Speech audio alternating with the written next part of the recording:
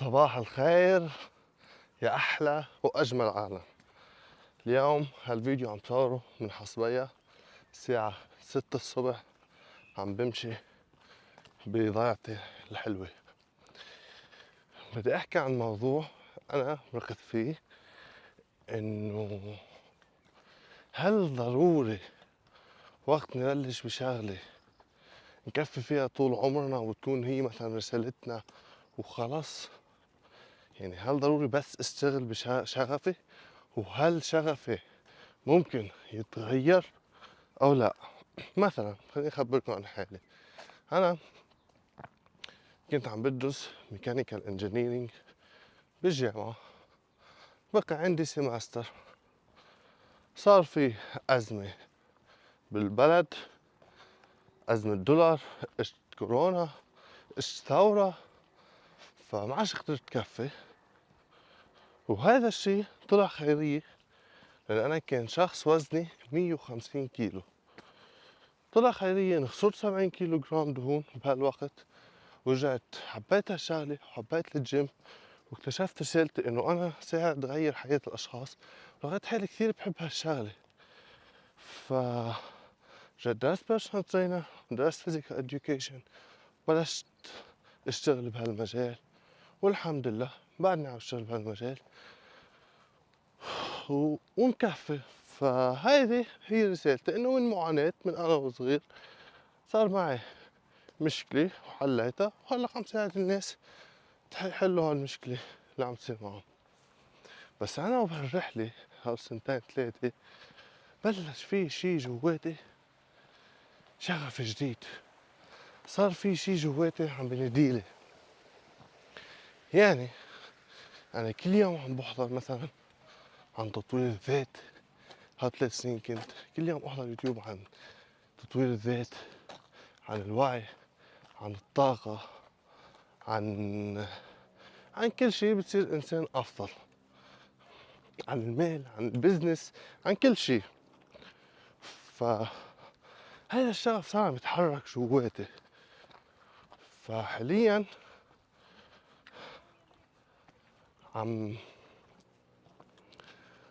صير يحرك شي جواتي، وفكر انه نزار، طيب اوكي رياضة ليش تحصر حالك فيها وانت عندك معلومات صار بحر عن هالمواضيع؟ ليش بتطلعش بتحكي عنها بالسوشيال ميديا وبتقدم محتوى عنها وبتساعد العالم؟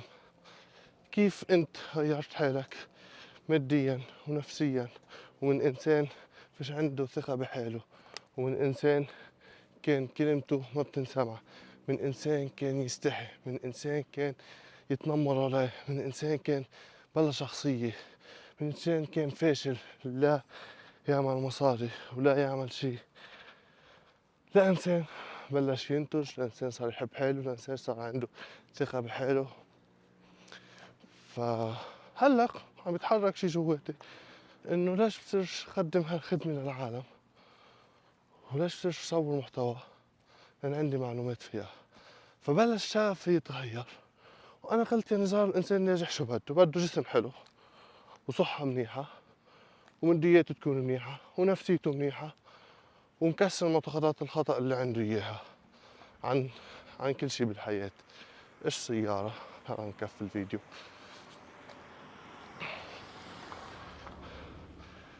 ف هلا تركت، كنت عم بشتغل بزوق مصبح ساكن تحت، تركت زوق مصبح، جيت على الضيعة، جيت على الضيعة لركز على حالي، جيت على الضيعة لصور محتوى أكثر، ركز على المحتوى لأنشر وعي. الرسالة تبعي إنه نغير المجتمع، الرسالة تبعي نكون نبني مجتمع عنده طموح، عنده أهداف، عنده ثقة بحاله، مجتمع نكسر له المعتقدات الخطأ اللي عنده عن المال وعن الصحة وعن الأديان. ومش غلط واحد يغير شغفه كل فترة، جرب شوف شو بتحب. ما انت انسان عم تتطور وعم تتغير، ليش تضلك على نفس الشيء؟ تغير. حبيت تجرب شيء جديد، جرب، وين المشكلة؟ كنت بس كوتش، هلا صرت كوتش وصرت عم ساعد العالم يغيروا حياتهم من كل النواحي. في معلومات كتير، ليش نخبيها جواته وما ساعدش غيري؟ والهدف هو والنية إنه نبني مجتمع أقوى، مجتمع متمكن أكثر.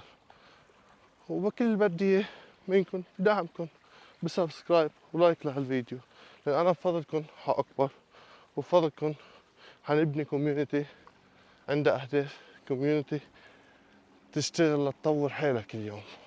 أهم شي ما تنسوا تعملوا لايك، وإذا استفدت من هالفيديو ما سبسكرايب، وابعتوا لحدا بهمك أمره.